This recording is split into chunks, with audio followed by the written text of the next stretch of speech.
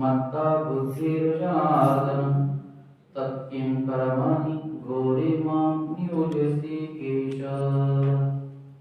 अर्जुनाचं असणारा भाव पुन्हा या ठिकाणी तिसऱ्या अध्यायामध्ये कर्मयोगाच्या माध्यमातून सुरू होत असताना अर्जुनाचा पुन्हा प्रश्न भगवंताला चायसी चेत कर्मस्ते माता बुद्धिर्जनार्दन तत्किं कर्माणि घोरे मां नियोजयसि केशवा। हे केशवा, जर या ठिकाणी बुद्धीचा जो भाग आहे कर्माच्या अपेक्षेने ज्ञान जर श्रेष्ठ आहे तर माझी पुन्हा मग कर्म संज्ञेवर का तू त्या ठिकाणी अपेक्षा करतो, मला का कर्म करायला होते, असं दोन प्रकारचा विचार जो आहे तो देवा मांडत आहे। व्यामी श्रेणीयो वाक्येन बुद्धी मोह एसीव मे तदेकं वदनिश्चितं येनं श्रेयं हमाप्नुयाम। व्यामी श्रेणीयो वाक्येन बुद्धि मोह एसीव मे तदेकं वदनिश्चितं येनं श्रेयं हमाप्नुयाम। एक काय ते देवा बोल कोण सांगते, एक वेळ तू कर्माचा भाग मांडते, एक वेळेला ज्ञानाचा भाग श्रेष्ठ मानते। तर ज्ञान श्रेष्ठ आहे तर मी कर्म का करावं, असं व्यामी श्रेणी याचा अर्थ मिश्रित असणारा विचार हे देवा तू का मांडत आहे। त्यावेळेला पुन्हा भगवंतानी आणि त्या विचाराचा स्पष्टी देत असताना या जगतामध्ये असणाऱ्या दोन प्रकारच्या भगवंताच्या प्राप्तीच्या मार्गाचा उल्लेख केलेला आहे। श्री भगवान वाच लोके अस्मिन् विधानिष्ठा पुरा प्रोक्ता मया अनघ ज्ञाने योगेन सांख्यं कर्म योगेन योगिनां। एक ज्ञान योग बोलीजे तो सांख्य अनुष्ठिते, एक कर्म योग बोलीजे या ठिकाणी एक कर्म योग आणि एक ज्ञान योग, एक कर्माची दिशा ठरवणार आहे आणि एक त्या ठिकाणी ज्ञानाची दिशा ठरवणार आहे। लोके अस्मिन् द्विधानिष्ठा पुराप्रोक्त धनंजय, दोन प्रकारची श्रद्धा आहे या जगतामध्ये होत, एक ज्ञान योगाच्या माध्यमातून सांख्य योगाच्या माध्यमातून ज्ञानाच्या ठिकाणी आहे आणि योग कर्म योगाच्या माध्यमातून योगांची असणारी आहे। त्यामध्ये भगवंत सांगतात का या दोन मार्गाचा असणारा विचार जग त्या ठिकाणी जग राठी पुढे पुढे जात आहे। न कर्मा न मनारंभम नैष्कर्मे पुरुषाश्नुते न च संन्यासनादेवं सिद्धिं समाधि गच्छति। पुन्हा तो विचार सांगत असताना न कर्माणा अनारंभ नैष्कर्म्य पुरुषाश्नुते, कर्माची आरंभ म्हणजे कर्म न करता कोणी नैष्कर्म्य स्थितीला जाईल असंही नाही। तर त्या ठिकाणी पुन्हा न च संन्यासा एव सिद्धी समाधि गच्छति, तर त्या ठिकाणी सहज समाधीपर्यंत जात असताना संन्यास घेऊनच समाधीपर्यंत जाईल असाही विचार नाही। तर कर्माच्याच अनुषंगाने त्या ठिकाणी त्या स्थितीपर्यंत जाता येते, फक्त त्या कर्माची असणारी क्रियात्मक जो भाव आहे जो ज्या विचाराच्या माध्यमातून पाहिजे तो विचार जर कर्माच्या अनुषंगाने ठेवला तर कर्म अजिबात बाधक होत नाही। कर्मच कर्माचा पाश तोडते, अन्यथा कर्मपाश तोडण्यासाठी दुसरी क्रिया नाही। नाथ महाराजांनी तर स्पष्ट सांगितलेलं आहे, लोहाची बेडी पडली पायी ती तोडावया घन आणला जेही, तो घनच विकोनी खादला जेही त्याचे कर्म बंधन काही सुटेना। बेडी कुठली आहे, लोखंडाची, तोडायला काय आणलेलं आहे, घन लोखंडाचं। लोखंडाच्या घनातूनच लोखंडाची बेडी तोडली जाईल, पण जो घन आणला लोखंडाचा तो विकून खाल्ला। याचा अर्थ का त्या ठिकाणी कर्मच कर्माचा पाश तोडतोय, म्हणून कर्म न करता नैष्कर्म्य स्थिती प्राप्त होणार नाही। तर कर्माबद्ध असणारा जो कर्तेपणाचा भाव आहे तो आणि फळस्वादाचा भाग आहे तो, हे दोन अंग काढले तर कर्म नैष्कर्म्य स्थितीमध्ये सहज येते। आणि तोच विचार या ठिकाणी भगवंत मांडत आहे, नाही कच्चित क्षणापि जातु तिष्ठत्य अकर्म कृतम कार्यते अवश्यम कर्म। सर्व प्रकृती गुणे, सर्व प्रकृतीच्या असणाऱ्या गुणाच्या अनुषंगाने जीव एक क्षण सुद्धा कर्मापासून अलिप्त नाही, एक क्षण सुद्धा जीव कर्मापासून अलिप्त नाही, याचा अर्थ प्रत्येक जीव कर्म संज्ञेला प्राप्तच आहे. त्याच्यामुळे मी कर्म सोडला आणि मग नैष्कर्म्य अवस्था प्राप्त झाली असं कधी होणार नाही. तर कर्मातूनच जसं लोखंडाच्या बेडीला तोडण्यासाठी लोखंडाच्या घनाचा प्रार आहे, तसं कर्मबंधन तोडण्यासाठी कर्माची सुसूत्रीपणाच त्या ठिकाणी कर्माचं छेदन करेल, अन्यथा दुसरा मार्ग नाही. हा मार्ग या ठिकाणी सांगितलेला आहे. कर्मेंद्रियाणि संयमी आसते मनसा स्मरणम् इंद्रियार्थान गुणात्मा मिथ्याचार सोचते. काही म्हणजे कर्माना जे आहे त्यांना या ठिकाणी भगवंत दोष सांगत आहे. कर्माणी इंद्रियाणि संयमी आसते मनसा स्मरणम् इंद्रियार्थान विगुणात्मा मिथ्याचार सोचते. बळजबरीने बळाने कर्म रोखून ठेवणं आणि कर्मापासून अलिप्त ठेवणं आणि मग त्या ठिकाणी निष्कर्म्य अवस्थेला जाणं, हे कदाचित त्या ठिकाणी मूढतेचं जे लक्षण आहे ते सांगितलेलं आहे. ज्ञानाचं लक्षण त्या ठिकाणी सांगितले. यस्मिंद्रियाणि मनसा नियमे भरतार्य कर्मेंद्रियां कर्म योगासक्तम स विशेषते. त्या ठिकाणी सहज सांगितलेलं आहे. इंद्रियांच्यावर संयम ठेवून जो पुरुष कर्म करतो त्यांच्यावर त्या ठिकाणी स्वतः कर्मावर इंद्रियांच्यावर याचा विजय मिळवलेला आहे. त्याच्या इंद्रियांकडून होणारी जी कर्म आहे ती कर्म कुठल्याही अनुषंगाने त्याला बाधक होत नाही. ती कशी तर बघ नाथ महाराज प्रमाण देतात. सहज कर्मेची झाली ब्रह्मार्पण जन नवे अवघा जनार्दन ऐसे जाणी ते आती ऐसे ऐकता निवती साधूजन एका जनार्दनी पाजली नीस खोट. साधू जन कर्म करत नाही असं नाही, पण त्या कर्माची असणारी सुसूत्रीपणा किंवा वर्ण ही त्यांच्याकडे आहे. काय सहज कर्मेची झाली ब्रह्मार्पण, याचा अर्थ असा आहे का इंद्रियांच्या कडनं होणारा कर्माचा जो भाव आहे हा सहज समर्पण आहे. कुठे तर त्या परमेश्वराच्या ठिकाणी सहज समर्पित भाव असल्यामुळे त्या इंद्रियांच्याकडनं होणाऱ्या कर्माचा कुठल्याही प्रकारचा दोषारोप किंवा शिल्लक शेष भाग राहत नाही, तर ती सहज ब्रह्मार्पण झालेली आहे. जसं सहज हवन होते नाम घेता ओकाचे, क्रिया तर जेवणाची होतेच, बरोबर का नाही. वदनी कवळ घेता नाम घेता, वदनी कवळ घेता नाम घ्या श्री हरीचे. सहज हवन होते नाम घेता ओकाचे. जीवन करी जीवित्व अन्न पूर्ण ब्रह्म उदर भरण हे जाणे जीवित ने करो. सहज क्रिया आहे. अन्न आपण घेतो, अन्न घेताना कशासाठी घेतो? पोट भरण्यासाठी घेतो. बरं, सहज अन्न घेताना पोट भरण्यासाठी घेते, पण ते सहज अन्न पोट भरण्यासाठी घेतलेल्या अन्नात फक्त नामाचं आणि अधिष्ठान ठेवून जर घेतलं तर परिणाम काय होते? पोट जे ज्याच्यासाठी अन्न भरण्यासाठी ते भरलंच जाते, पण सहज हवन होते नाम घेता फुकाचे यज्ञ कर्म जाते. काय होते? कर्म जे आहे कर्म सहज स्वरूपाने राहिलं तर ते दोषयुक्त आहे, आणि कर्म यज्ञ स्वरूपाने जर त्या ठिकाणी आलं तर ते कर्म निर्दोष आहे. मग यज्ञ स्वरूप म्हटल्यानंतर यज्ञाची नियमावली आहे, त्या अनुषंगाने कर्म करणं म्हणजे काय आहे? तशीही आहुती टाकते आणि अशीही आहुती टाकते. अशी आहुती टाकत असताना ब्रह्मार्पण सहज होते आणि तशी आहुती टाकताना येर बेट्या पोट भरी सामशिकाचे परी. त्याला दोष आहे का तेही पोट भरणं आहे आणि हे पोट भरणं आहे, पण ते पोट भरणं म्हणजे चामड्याची पिशवी जशी भरणं तसं आहे, आणि हे पोट भरणं म्हणजे यज्ञाला समर्पित भाव करणं असं आहे. पहा, म्हणजे सहज भगवंताच्या अधिष्ठानातून कर्म, अधिष्ठान भगवंत ठेवून कर्म, हे काय आहे? नैष्कर्म्य स्थितीतलं आहे, यज्ञ स्वरूपातलं आहे.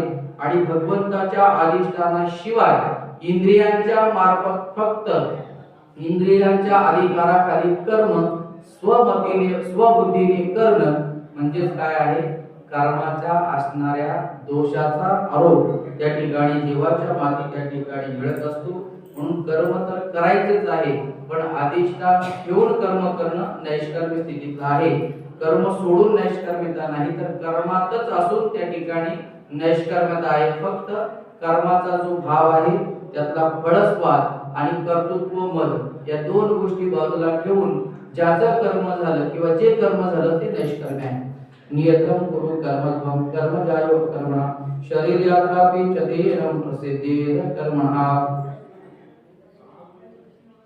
जर त्या ठिकाणी पुन्हा भाव सांगितला आहे तर कर्म सोडायचं असं जर झालं तरी शरीराचा जो भाव आहे निर्वाह, हा निर्वाह कसा चालणार आहे, तर त्यासाठी कर्म करणं गरजेचंच आहे। त्यासाठी कर्म सोडणं हा भगवंताचा विचार नाही, तर कर्माची असणारी स्थिती सुसूत्रीपणा, ज्या यज्ञ स्वरूपाला कर्म प्राप्त होईल त्या क्रियात्मक भावातून कर्म जीवाने करणं म्हणजे त्या ठिकाणी काय आहे, तर सहज त्या ठिकाणी नैष्कर्म्य स्थिती। यज्ञार्थात कर्म अन्यत्र लोको अयम कर्म बंधना पदार्थम कर्म कोणती मुक्त संग समाचार, तोच भाव या ठिकाणी कोणा बघून सांगितले। यज्ञार्थ कर्म अन्यत्र लोको अयम कर्म बंधना,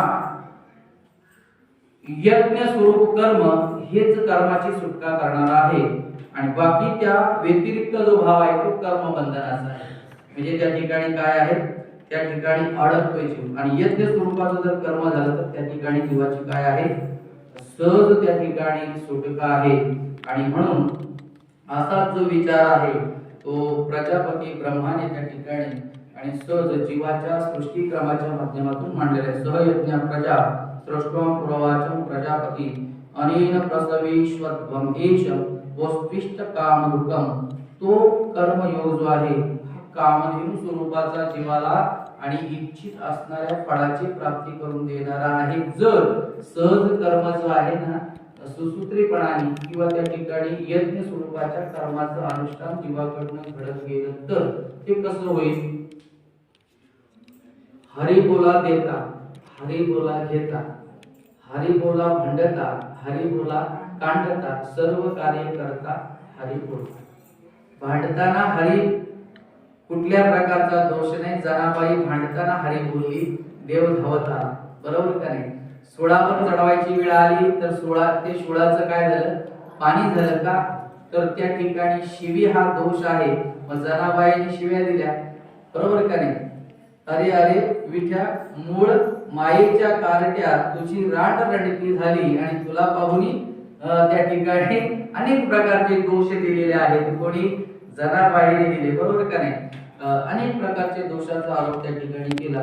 शिवीचा दोष जनाबाईला का लागला नाही, तर त्याचं कारण असं आहे का अधिष्ठान ठेवून ज्यावेळेला कर्म केलं जाते त्यावेळेला त्या कर्माचा सगळा भार कोणाकडे जातोय, अधिष्ठानाकडे जातोय, कर्मकर्त्याकडे जात नाही, शरीर निर्दोष राहते। त्याच्यामुळे संतांना कुठल्याही प्रकारचा कर्माचा दोष न लागण्याचं कारण एवढंच आहे का संत आहेत हे त्या ठिकाणी कुठल्या भूमिकेत राहून त्या ठिकाणी कर्म करत होते, तर त्याचं भूमिका हीच होते देहात त्यावर कुठल्या प्रकारचा भाव न राहता शरीराच्या माध्यमातून करण नाम इंद्रिय जी आहे ती कर्म करत होती, पण मात्र भाव कुठे होता, सहज त्या ठिकाणी हा जसं घार हिंदे आकाशी आणि चित्त तिचे पिलापाशी, आकाशात हिंडणारी घार पण चित्त कुठं आहे, पिलापाशी, पिला म्हणजे आपल्या मुला त्या पिलापाशी आहे। तसं सहज साधू संतांचं जे कर्म आहे ते फक्त इंद्रिय कर्म करतात, परंतु त्यांची बुद्धी मन आणि मला वाटते चित्त हे परमेश्वराच्या ठिकाणी काय आहे, स्थिर आहे आणि त्या ठिकाणी असल्यामुळे त्या कर्माची बाधकता त्यांना झाली नाही। आमचं त्या ठिकाणी स्थिरता नसल्यामुळे आपल्याला ती बाधकता जीवाला होत आहे। आणि म्हणून कर्माच्या बाबतीतला सिद्धांत मांडत असताना स्वतः ब्रह्मदेवाने सृष्टीच्या निर्मितीच्या वेळेला जो सांगितलेला विचार भगवंताच्या मुखातून या ठिकाणी आहे, देवान भाव यथानेन ते देवान भाव यंतुवा परस्पर भाव यंता श्रेयं परम अवाप्स्या, तुम्ही देवता ते भजा देव तुम्हा तिष्ठती परस्पराकडे येती जेत। त्या ठिकाणी तुम्ही देवान भाव यथानेन त्या ठिकाणी अनन्य भावाने त्या ठिकाणी जर त्या ठिकाणी देवाला भजले तर अनेन देवान भाव यंतुवे, ते देव काय करतील तुमच्यावर, म्हणजे एकमेकाचं जीवाचं आणि देवाचं एकमेकाचं प्रेम काय होईल, वृद्धिंगत होईल, परस्पर भाव यंता श्रेयं अवाप्स्या। याचा अर्थ परस्परांचा भाव वृद्धिंगत झाल्यानंतर फायदा काय होईल, श्रेयं परम अवाप्स्यात। याचा अर्थ श्रेय मार्ग जो आहे, जीव आज ज्या मार्गाने चालत आहे त्या मार्गाचं नाव प्रिय मार्ग आहे आणि प्रिय मार्ग हा जीवाला पुढे जाऊन बंधनाला कारणीभूत आहे, म्हणून वेदाने आणि शास्त्राने प्रिय मार्गाचा काय केलेला आहे, अस्वीकार केलेला आहे. आणि या पलीकडचा जो श्रेय मार्ग आहे त्यालाच निवृत्ती मार्ग म्हटलेला आहे. काय म्हटलेलं आहे, निवृत्ती मार्ग म्हटले. निवृत्ती मार्ग परमार्थाचा द्योतक आहे आणि प्रवृत्ती मार्ग संसाराचा द्योतक आहे. संसाराचा द्योतक असणारा जो प्रवृत्ती मार्ग आहे तो काय आहे, सहज त्या ठिकाणी जीवाला बंधनात टाकतो. आणि निवृत्ती मार्ग जो आहे तो काय करतो, या बंधनापासून सोडवतो. मन हे राम झाले, मन हे राम झाले, प्रवृत्ती ग्रासूनी कैसे निवृत्तीशी आहे. कधी राम झालं, प्रवृत्तीचा ग्रास केल्यावर मन राम होते. आणि मन राम झालं याचा अर्थ निवृत्ती असणाऱ्या मार्गावर, श्रेय मार्गावर आलं. आणि श्रेय मार्ग हा जीवाचा काय आहे, निश्चित मार्ग आहे. आणि त्याच्यासाठी तुमची आमची साधना आहे. आणि त्या श्रेय मार्गाच्या प्राप्तीसाठी अधिष्ठान काय, तर तुम्ही कर्माचं अनुष्ठान करत असताना त्या अनुष्ठानामध्ये अधिष्ठात्री देवता, देव जो आहे हा मुख्य विषय नाम त्या ठिकाणी पाहिजे. आणि त्याला त्या ठिकाणी अधिष्ठान ठेवून जर कर्म केलं तर कुठल्याही प्रकारे त्याची बाधकता होत नाही. मग फायदा काय होतो, श्रेय मार्ग तर मिळतोच मिळते, पण जी जीवाला अपेक्षित सुखाची जी कल्पना आहे ती कल्पनेच्या पलीकडच्या सुखाची प्राप्ती सहज त्या कर्म मार्गातून त्याला सहज प्राप्त होते. इष्टान भोगानिही देवान दास्यन्ते भाविता तैर दत्तां प्रदायोग्यम यो भोक्ते तेन एव सहा. मग त्यामधला फायदा काय होतो, इच्छित असणारे भोगही त्याला मिळतात, एक भाग होतो. आणि शिवाय ते करत असताना काय करायचं आहे, यज्ञातून किंवा देवांच्या प्रीतीतून मिळालेला भाग देवांनाच समर्पित करायचा आहे. ते सगळं कृष्णासी अर्पण न करिता म्हण तुझे भावे, म्हणून पाठी लागतील भूते. आणि येती दिवशीत पाच पाच म्हणजे त्या ठिकाणी पंचमाभूत पुन्हा पुन्हा दिवशी जीवाला काय येतात, तर जो समर्पित भाव आहे तो न ठेवल्यामुळे परिणाम काय होतो, जीवा कर्म बंधनात अडकतो. आणि अडकल्यानंतर पुनरुपी जनन पुनरुपी मरण जटविषयीनं पुन्हा पुन्हा ही संसारे कल दुस्तरे कृपया पारे. त्या ठिकाणी भज गोविंद भज गोविंद भज गोविंद मूढमते हे असं का सांगितलेलं आहे, पुन्हा पुन्हा अडकू नये यासाठी कर्म करत असताना भगवंताच्या असणाऱ्या क्रियेचं अधिष्ठान ठेवून कर्म कर, ते नैष्कर्म स्थितीला जाईल, तेच जीवाला कर्म बंधनापासून सोडेल. त्यासाठी भगवंताच्या बरोबर देवता जे आहेत, इष्ट भोग जे आहेत ते प्राप्त झाले ते देवाला समर्पित करून त्या ठिकाणी भोगायचे. बाकी काय करतो तुम्ही आम्ही, बरोबर का? ज्या वेळेला ब्रह्मार्पण ब्रह्म हवीर ब्रह्म ब्रह्म अग्निर ब्रह्म होते ब्रह्मेतील गंगे ब्रह्म कर्म समाधीने काय म्हटलं जाते, हे देवा तुझं आहे, बरोबर का नाही, तू ब्रह्मस्वरूप आहे, हे तुझं तुला मी अर्पण करते. फक्त तिथं आपण म्हणते, दुसरं काय करतो, काही करत नाही. बरोबर, अर्पण करताना देव त्या ठिकाणी तो काय करतो, असणारा भाव त्या ठिकाणी आपला स्वतःकडे समर्पित करून घेतो. आणि त्याचा परिणाम काय होतो, तर नैष्कर्म स्थितीला आपल्याला प्राप्त करून देतो. यज्ञ शिष्टाशनम संतमुच्यते सर्व किलविषय भोज्यते त्वगम पापमे पञ्चत्यात्म कारणम. जे यज्ञ स्वरूपाने, याचा अर्थ कर्माचा जो शेष आहे, कर्मातून मिळणारे जे फळ आहे ते कर्म स्वरूप असणाऱ्या भगवंताला समर्पित करायचं. आणि केल्यानंतर उरलेला जो भाग आहे म्हणजे जो राहिलेला तो आपण ग्रहण करायचा. पण अगोदरच ग्रहण करायला गेला तर ते ग्रहण करणारा जो भाग आहे ना तो पाप खातोय असं या ठिकाणी भगवंताचं मत आहे. आणि ते जर त्याला समर्पित करून जर खाल्लं उरलेला शेष तर ते त्या ठिकाणी काय आहे, सहज तो भाव आहे तो प्रफुल्लित झालेला आहे. म्हणजे यज्ञ शिष्टानी यज्ञाचा शिल्लक जो भाग आहे ना तो उरलेला शेष उरला तो सेवू उरलेला भाग त्या ठिकाणी म्हणजे कर्म करत असताना जी प्राप्ती होते ती प्राप्ती पुन्हा समर्पित देवाकडे करायची. आणि त्याच्यातून जो उरेल तो भाग आपल्याला ग्रहण करायचा अधिकार ठेवलेला आहे. तो जर ग्रहण केला तर तो पुण्यप्रद आहे. आणि त्याला ग्रहण न करता जर आपण केला तर ते त्वगम पापम, की आग अघनाम, त्या ठिकाणी पाप खाल्ल्याचा दोष आहे. म्हणजे देवाला त्या ठिकाणी न दाखवता आपण म्हणतोय ना जे खाल्लं जातंय ते काय होते, आपलं अन्न शिजवलं आपण खाल्लं आपण पण पाप खाल्लं, किती दोष आहे बरं. आपलंच अन्न शिजवलं आपण देवाला दाखवून खाल्लं तर पुण्य झालं. पाप क्रिया किती सोपी आहे. अग्नीला त्या ठिकाणी सहज हवन करताना कारण असं आहे तर ते माध्यम आहे का, तर हे सृष्टी चक्र आहे. या सृष्टी चक्रातला भाव त्या ठिकाणी सांगत असताना कसं कसं सृष्टी चक्र चालते, यज्ञ स्वरूपाला हे कर्म यज्ञ स्वरूपाचं बनवत असताना यज्ञाचा काय त्या ठिकाणी भाग आहे हे सांगत असताना सृष्टीचा क्रम सांगितलेला आहे. अन्नात उद्भवती भूतानी, पर्जन्यात अन्न संभवा, यज्ञ उद्भवती पर्जन्यो, यज्ञ कर्म समुद्भवा, कर्म ब्रह्मत्वं विद्धि, ब्रह्म अक्षरम समुद्भवम, तस्मात् सर्वगतं ब्रह्म नित्यं यज्ञ प्रतिष्ठितम. यज्ञ कर्म का असावं, तर नित्य यज्ञामध्ये काय आहे, ब्रह्म प्रतिष्ठित आहे. कसं, तर अन्न जे आहे का नाही, अन्न तयार होताना अन्नापासून काय होतं, भूत तयार होतात, त्याचा अर्थ जीवाची उत्पत्ती होते. मग त्या ठिकाणी ह्या अन्नाची उत्पत्ती कशाने होते, पर्जन्यात अन्न संभव, पावसातून त्या ठिकाणी अन्नाची उत्पत्ती होते.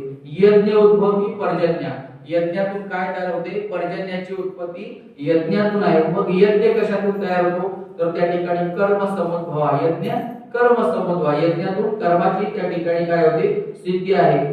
कर्म कुठून तयार होते, तर कर्म ब्रह्मोद्भवम विद्धि, ब्रह्मातूनच कर्माची काय आहे, उत्पत्ती आहे. आणि ब्रह्म कुठून आहे, ब्रह्म अक्षरम समुद्भवम, वेदाचं असणारं अक्षर ब्रह्म नाम वेदातून त्या ठिकाणी काय केलेलं आहे, त्याची सिद्धी सांगितलेली आहे, कुठली, अक्षराची. मग तस्मात् सर्वगतं ब्रह्म नित्यम यज्ञ प्रतिष्ठित, सर्वगत ओतप्रोत काय आहे, तर ब्रह्मच ब्रह्म भरलेला आहे. सृष्टी चक्र जसं अन्नातून भूत आहे, अन्न तयार करण्यासाठी पर्जन्याची गरज आहे, पर्जन्य यज्ञातून होते, यज्ञ कर्मातून होते, कर्म त्या ठिकाणी ब्रह्मातून होते, ब्रह्म अक्षरातून होते, ते सगळं त्याच्यामध्ये काय आहे, ओतप्रोत भरलेला हा सृष्टी चक्र आहे. त्याच्यामुळे प्रत्येक कर्म यज्ञ स्वरूपाचं होणे याचा अर्थ शास्त्राने जसं आपल्याला अनुषंगाने दिलेला आहे त्या अनुषंगाने कर्म करणं म्हणजे यज्ञ स्वरूप आहे. पहा, आपणच विहुनी दुहिता, इदम न मम म्हणे पिता, आणि तेची प्रतिग्राहिता जावई शिरके.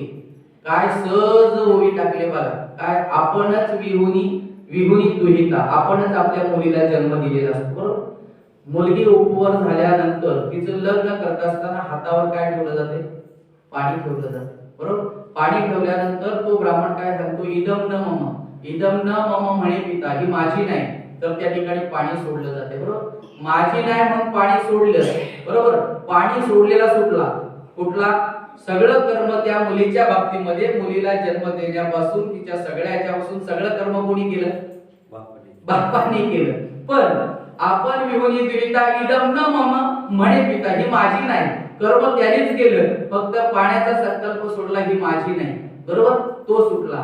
तेची प्रतिग्राहिता जावई शिरके, पाणी कोणाच्या हातावर दिलं, जावयाच्या, त्याच्या हातावर दिल्यानंतर तेची प्रतिग्राहिता त्याने घेतला, अडकला कोण, आयुष्यभर जावई. म्हणजे कर्माचा भाग सांगत असताना यज्ञ स्वरूपाचं कर्म कसं झालं, का स्वतः कर्म करून त्या ठिकाणी इदम न मम, याच्यात माझा कुठला भाव नाही म्हणून ते समर्पित केलं. कोणाला, ब्रह्म्याला समर्पित केलं तर त्याचा भाव शिल्लक राहत नाही.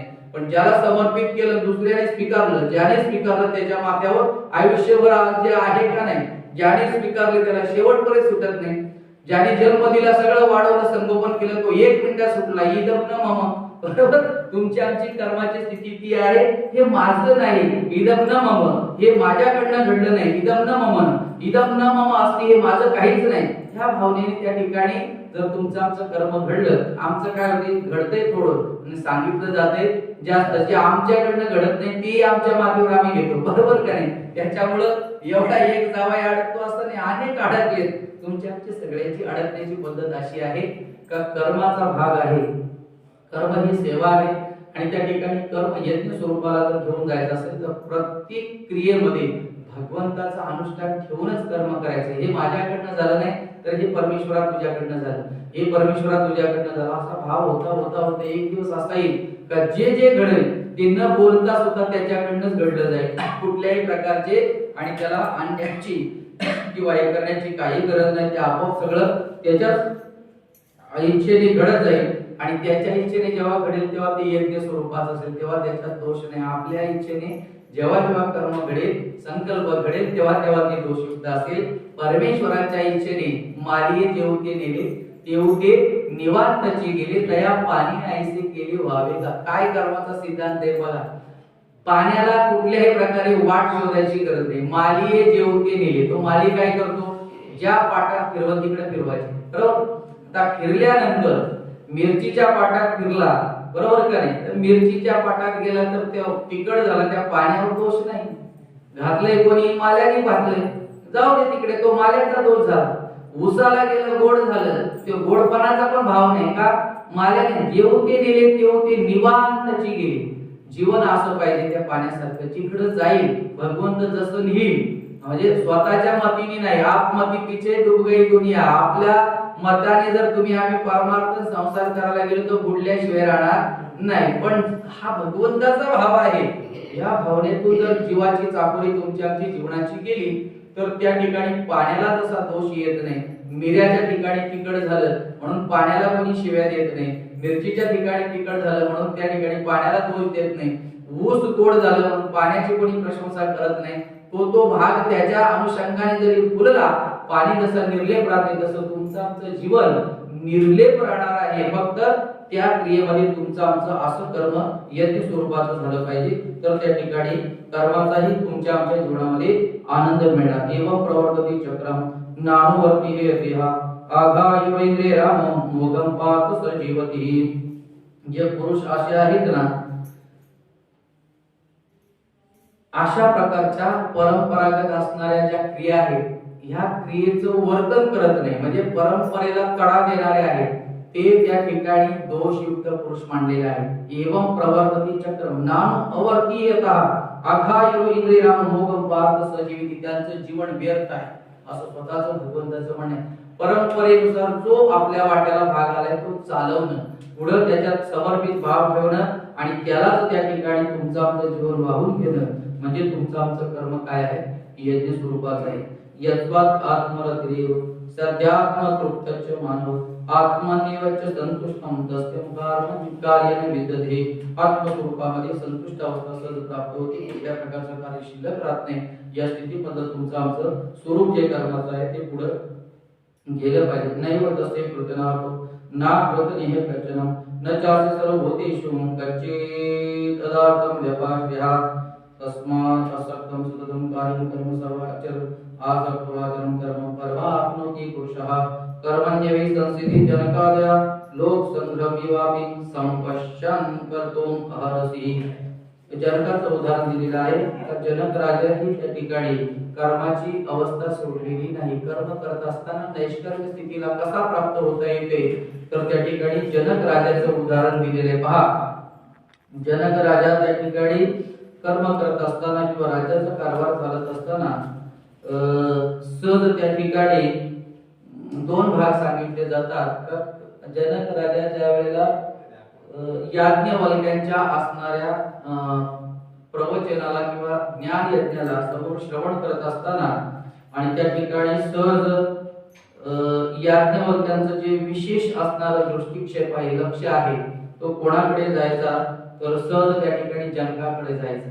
बाकीच्या श्रोत्यांनी आक्षेप घेतला का राजा जनक आहे, सांगणारा याज्ञवल्क्य आहे आणि यांना सांगणाऱ्याला ऐकणाऱ्या राजाकडनं काहीतरी अपेक्षा आहे, त्याच्यामुळे त्याच्याकडे पाहूनच त्या ठिकाणी सांगितलं जाते, आमच्याकडे पाहिलं जात नाही, असा बाकीच्या श्रोत्यांचा भाव तयार झाला. आणि मग त्यावेळेला याज्ञवल्क्य ऋषींना ते कळालं का समोर बाकीच्या श्रोत्यांच्या मनात विचलित अवस्था चालू झालेली आहे. पण जनकाचा अधिकार काय हे त्यांना माहित नव्हतं. त्यावेळेला सहज असं आणि याज्ञवल्क्याने सहज अशी कृपा दृष्टी पाहिली आणि त्या सहज अशी लीला केली. अग्नी पूर्ण त्या ठिकाणी प्रज्वलित करून त्या संपूर्ण जनकाच्या वाड्याला आग लावली. जनकाच्या वाड्याला आग लागल्यानंतर बाकीचे जेवढे श्रोते होते ते त्या ठिकाणून पळून गेले. जनक मात्र त्या ठिकाणी सहज बसून राहिला. त्यावेळेला जनक राजाला याज्ञवल्क्य सांगतात का हे राजा, तुझा त्या ठिकाणी राजा त्या ठिकाणी तुझा वाडा आणि तुझी जनकपुरी त्या ठिकाणी जळत आहे असं ज्यावेळेला सांगितलं, त्यावेळेला जनक राजाने सहज सांगितले मिथिलाया प्रदिग्धाया नमे दैयती कंचनम. मी यत्किंचित जळत नाही, जळते ती मिथिला नगरी जळते. याचा अर्थ असा का कुठल्याही प्रकारावर देहावर नसताना सुद्धा त्या ठिकाणी जनक राजाची अवस्था होती। त्याच्यामुळे राजा निमित्त मात्र जनकपुरीचा होता, पण अंतःकरणापासून या असणाऱ्या आत्मस्थितीवर काय होता, अरळ होता। त्याच्यामुळे आत्मस्थितीवर अरळ असताना कुठल्याही प्रकारचा जनकपुरीचा राजा हा भाव नाही, जनकपुरी जळते हा भाव नाही, किंवा मी देहच नाही या असणाऱ्या भावावर आरूढ असल्यामुळे कुठल्याही प्रकारचा कर्मातून दोष नाही राजा असून सुद्धा। म्हणून त्याचं उदाहरण दिलंय का राजा असताना सुद्धा कर्माने संसिद्धी जनका दया, त्या ठिकाणी जनकाला सिद्धी प्राप्त होण्याचं कारण काय, कर्माच्या माध्यमातून। तर त्या ठिकाणी कर्म करण्याची जी स्थिती आहे जनक राजाने जशी त्या ठिकाणी आचरण केलेली आहे तशी जर केली तर कर्म करून सुद्धा भगवंताच्या सिद्ध अवस्थेपर्यंत जाता येते। कर्माचं बंधन भगवंताच्या प्राप्तीच्या आड येत नाही असं भगवंताचं मत आहे।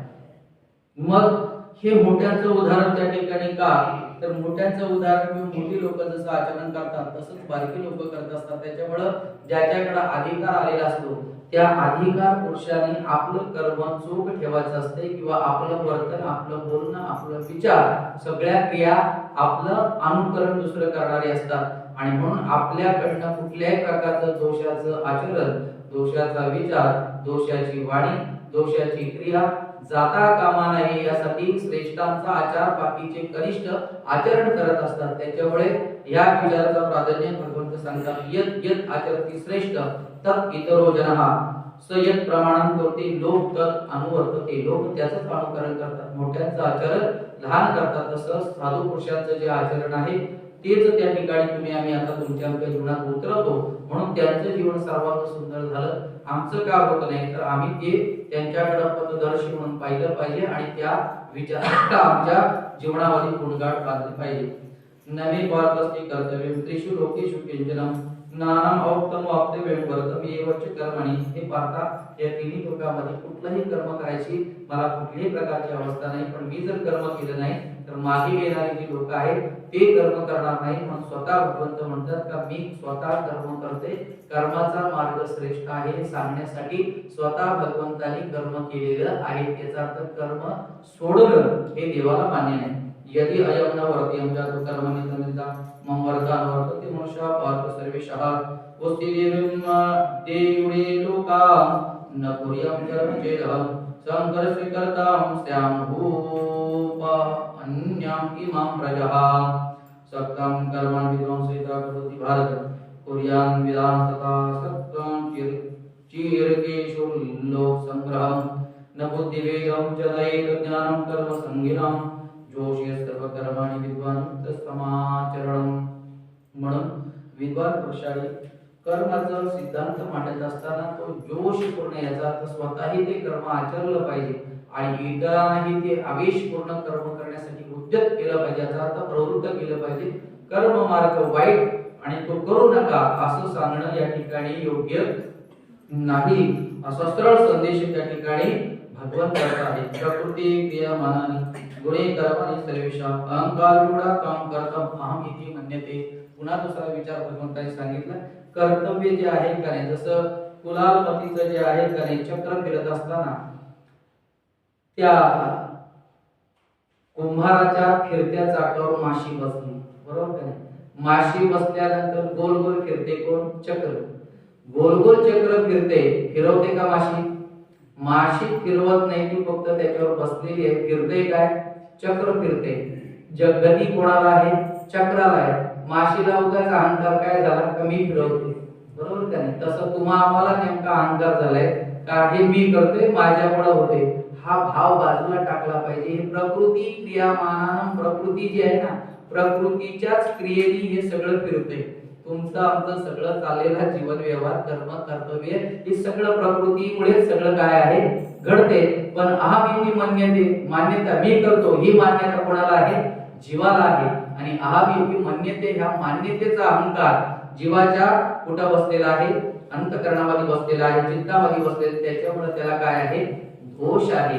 म्हणून त्या ठिकाणी जे घडतंय ना, जे घडतंय ना ते सगळं त्या ठिकाणी काय आहे, भगवत कृपेने होत आहे किंवा त्या अधिष्ठानाच्या स्वरूपाने होत आहे। एवढा भावांत करण्यामध्ये जर आला तर मला वाटतंय देव शोधायची गरज नाही, तो देव तुमच्या हृदयामध्ये येऊन आणि घर करून आणि तुम्हाला देव स्वरूप बनवल्याशिवाय राहणार नाही। एवढा सरळ भाव देवाच्या ठिकाणी सहज पोचला जातो। तत्ववस्तू महाभाव गुण कर्म विभाग गुणागुणेश्वर नवीती मत्वाम सजते प्रकृती गुण समुडा सजते गुण कर्मसु तान कृष्ण मदमंदान कृष्ण भिन्न विचारदे मयि सर्वादि कर्मणि संन्यास ध्यात्म चेतसा निराशन्यं भूत्वं युजस्वं विगस्वरः ये निमतमिदं नित्यमनुतिष्ठन्ति मानवा श्रद्धावन्तो स्वीयन्तो मुच्यन्ते देवी कर्मभिः ते अप्यश्यन्तो नानुतिष्ठन्ति विमतं सर्वज्ञान विमूढां तान् विधि नष्टं चेतसा सदृशं चेष्टते स्वस्य प्रकृतिज्ञानवानपि प्रकृतियन्ति भूतानि निग्रहं किं करिष्यति इंद्रियस्यार्थे रागद्वेषविरसितो तैरणवशमागच्छतो अस्त्यं परिपन्थितो श्रेयान् धर्मं विगुणान् परधर्मसंश्रिता सुधर्मेदं श्रेयं परधर्मो भयावहम् अत केन प्रयुक्ताय पापं चरति पुरुषः अनिच्छमानापि वार्ष्णेयवरादि नियोजितः। पुन्हा अर्जुनाने एक प्रश्न केलाय तर देवा या ठिकाणी इच्छा नसताना जीवाच्याकडनं काहीतरी अघटित असं घडतं, याला काय कारण आहे? आता केन प्रयुक्ताय पापम अचरति पुरुषा, कुठल्याही जीवाची पाप घडावं किंवा करावं अशी इच्छा नसताना त्या जीवाकडनं पाप घडते, याचं कारण काय असा प्रश्न अर्जुनाने त्या ठिकाणी अनिच्छा अनापी वार्ष्णे बलाधियो नियोजित एखादा बल एखादी शक्ती एखादी प्रेरित होते, इच्छा नसताना जीवाच्याकडनं पाप घडणं दोषयुक्त कर्म घडतात, याचं कारण काय?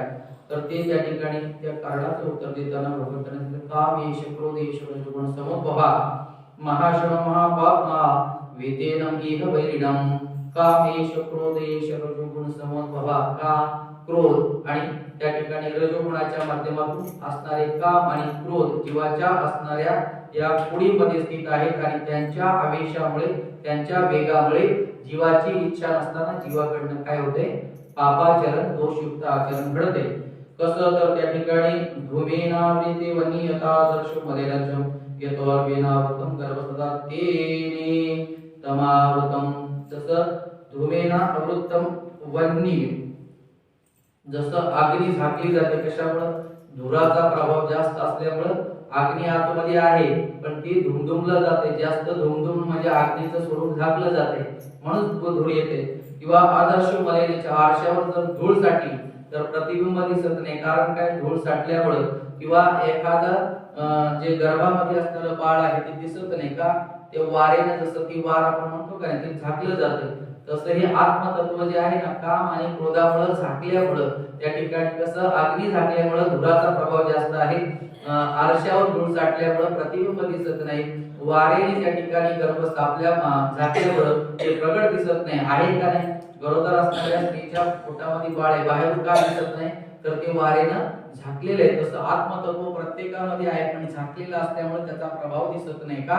तर काम आणि क्रोध रूपी असणाऱ्या विकारांमुळे ते झाकले। अवृत्तम ज्ञानेन मेदम ज्ञानमत्यवेना काम रूपेन कंपिम दुष्परेना आनंदेन। तसं ह्या काम आणि क्रोधामुळे हे ज्ञान काय आहे? झाकलेलं आहे आणि म्हणून त्या ठिकाणी प्रत्यक्ष त्या ज्ञानाचा असणारा अनुभव जेवढामध्ये येत नाही, परिणाम स्वरूप जीव दुःख भोगत आहे। इंद्रियानि मनोबुद्धिरधिष्ठानम् इंद्रियानि मनोबुद्धिरधिष्ठानम् उच्यते एतैर्विमोह्यतिशं ज्ञानमावृतं देहिनं तस्मात् इंद्रियाण्यतुल्यं भरतर्षभं पापमं प्रजाहीनं ज्ञानविज्ञाननाशनम् इंद्रियाणि परान्युगुरेन्द्रियं परमः मनसस्तु परबुद्धिर्बुद्ध्यं परस्तुतेषाम्। एक तत्व सांगत असताना इंद्रियांच्या पलीकडे काय आहे? प्राण मन आहे, मनाच्या पलीकडे बुद्धी आहे, बुद्धीच्या पलीकडे काय आहे?